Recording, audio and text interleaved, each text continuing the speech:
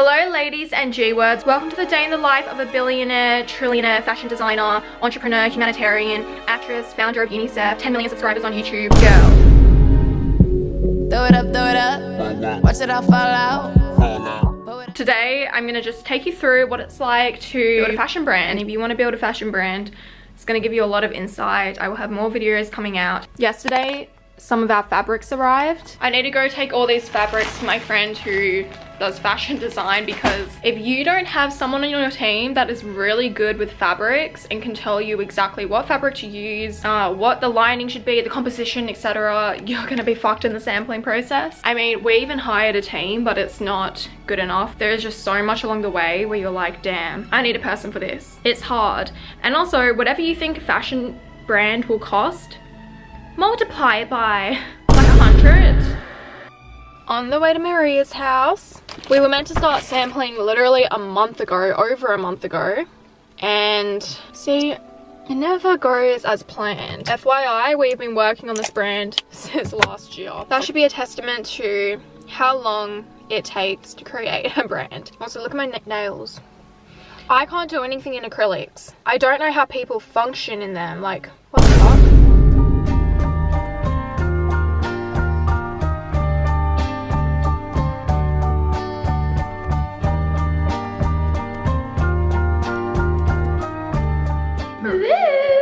But before we continue, guys, I just want to say this video is sponsored by Taylor Brands.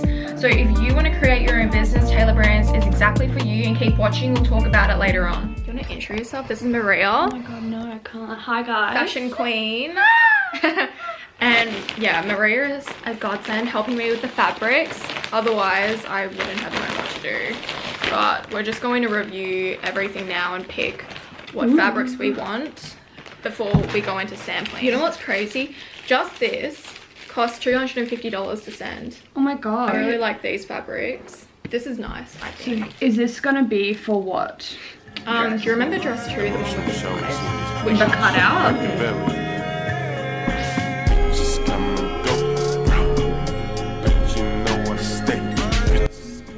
So that's 95% polyester, 5% spandex.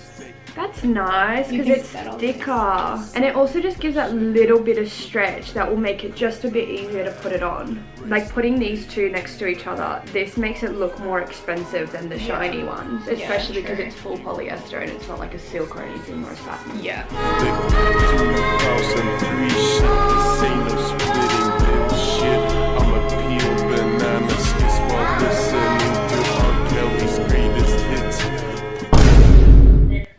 There you can make a selection.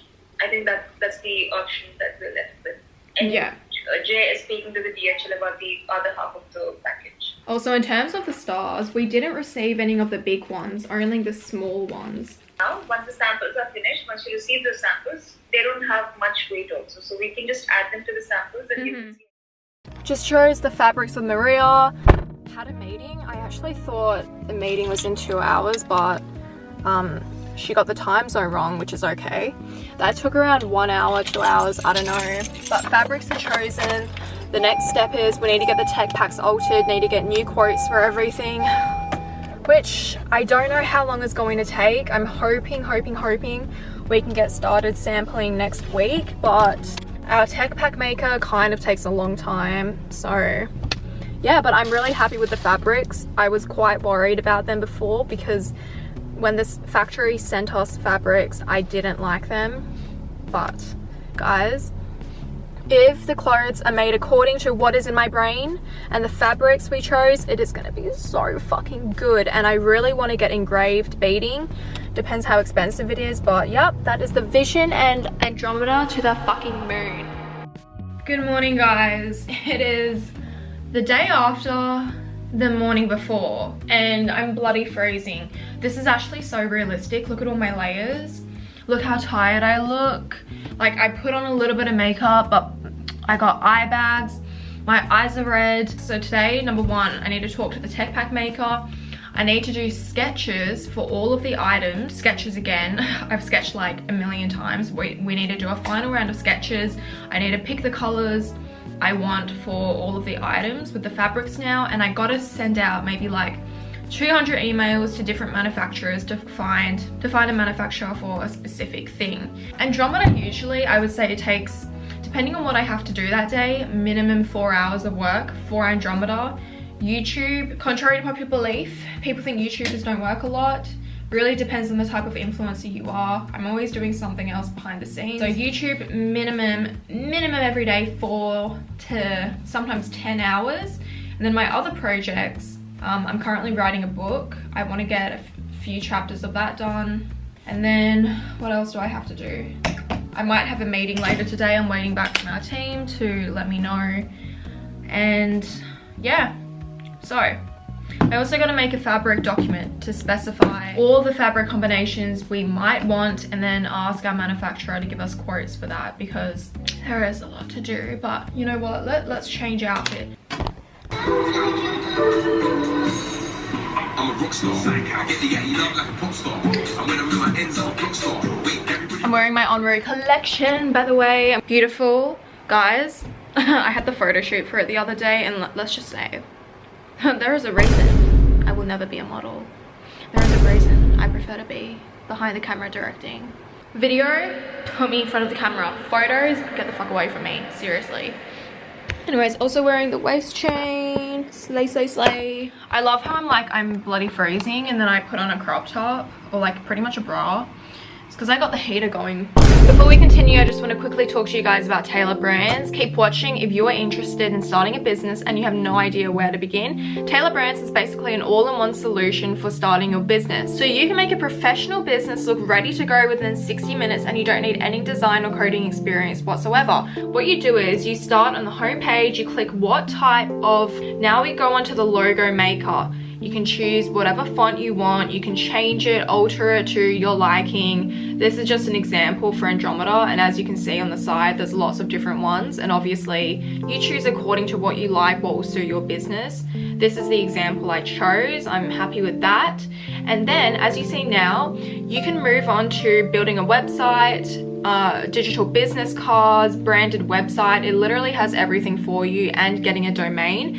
If you don't use Taylor Brands, what happens is you need to go to all of these different websites to do it, and especially if you've never built a business before, it can be pretty complicated. So the great thing about Taylor Brands is it's right there in one place, and it probably, and literally within 60 minutes you can get started running your business. You got all the social media assets right there. You got your custom domain email done. You got all of your branding assets. You got the website done, the logo, It's done. If you guys want to get started, use my code Simone40 for 40% off at Taylor Brands. I got an iPad. I do all of my design on here in Procreate.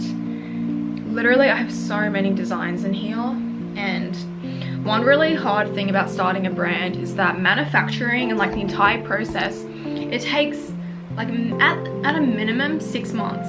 So when you're designing, you really got to think, is my product trendy? And if it's trendy, will it still be in trend 6 months from now? So our approach, or my approach rather, was that I wanted all the pieces to be timeless.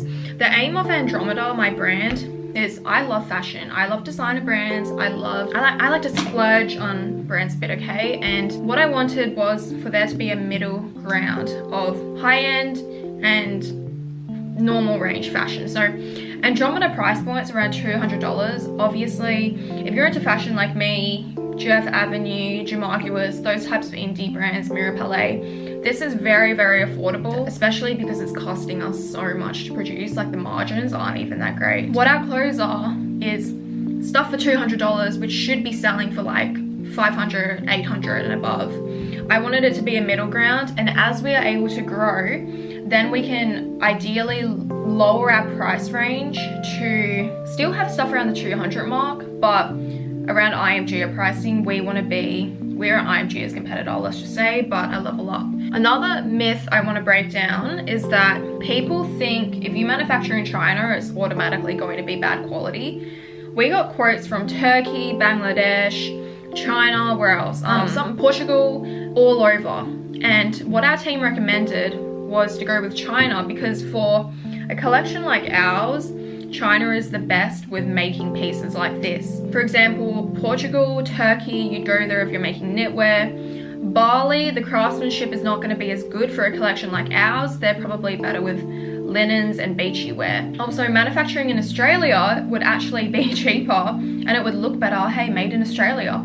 But once again, they're not going to have access to the materials we want and the craftsmanship we need, and when we scale, Australia is not going to be able to produce as much as we need, you know, in a short time span. So China's the best option. Obviously, you know, there's like crap factories, like the ones Shein, Pretty Little Thing manufacturing, but then you have good factories.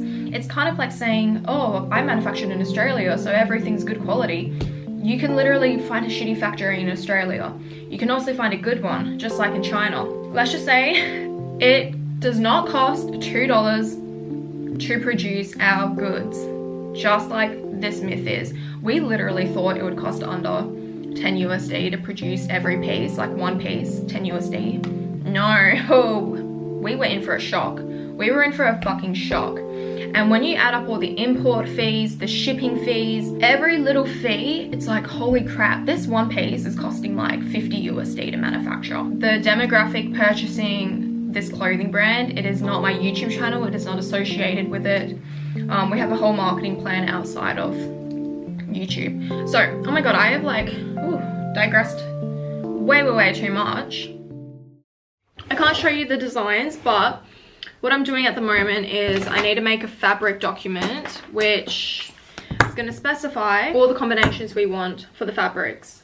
It's going to be bloody annoying, and if the collection comes out according to my vision, I will be so happy, but I'm kind of worried that it doesn't come out well, because a lot of big brands say that when they draw it, it looks very different to how it's produced in real life. So when you're on a limited budget, that's also something you need to consider. It's like, okay, maybe for the first few collections, when we don't have a lot of budget, we want to go with really safe pieces, which we know are going to have minimal margin for error, so we can get it right maybe the first 2 times sampling.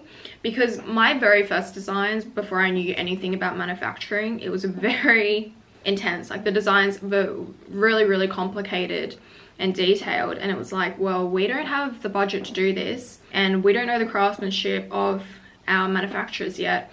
It's much better for us to make pieces which are more simple but unique and have less margin for error basically, and then in the future we can make more elaborate clothing.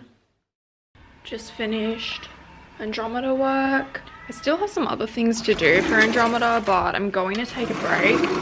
I maybe worked for 3 hours outside now. I'm bloody freezing. I'm freezing cold.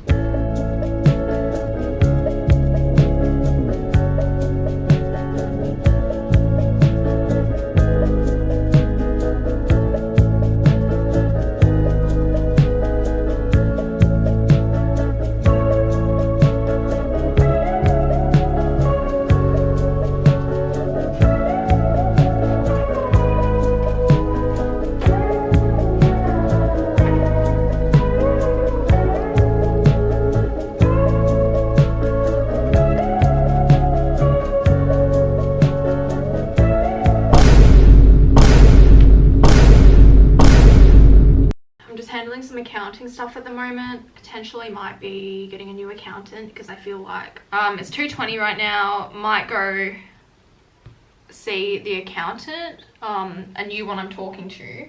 But in the meantime, something I want to start doing is logging what the hell I do every day, because I don't know about you, but I'll think I'm really busy, but if you wrote down everything I did that day, it would be like 2 hours worth of work, like seriously.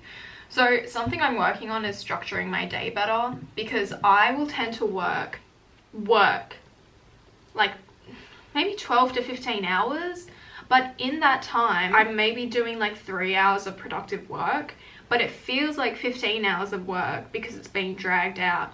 So I don't have any time for relaxation, and then it's just burnt out. So this has actually been my struggle for like years and years. I always mix relaxation time and work together. For example, in the middle of the day I might like go have a break, read a book. I really need to start structuring that in and writing it in. So I think I will make a separate video on that. Yeah, in the meantime, what else do I have to do? We're not having a team meeting anymore. The team meeting's going to be tomorrow. I want to write my book today. I need to finish off something for a brand for YouTube. I need to send out the manufacturing emails, which I'm going to do right now actually. And I have another project I'm working on, so I need to make the assets for that in Photoshop, aka like the design for the banner, the header, the thumbnail. Let's do that. I'm currently talking to my partner. What you're doing, you may not have a best interest for it, then that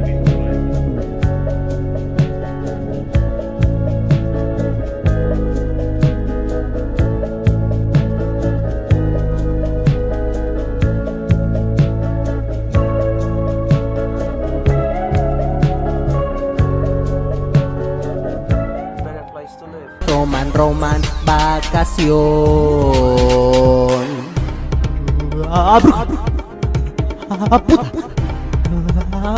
Mi hada madrina dijo que sí. Este de aquí me hizo llorar. Este otro me dice marica. Este otro de mí piensa mal. Esto es lo que hago cuando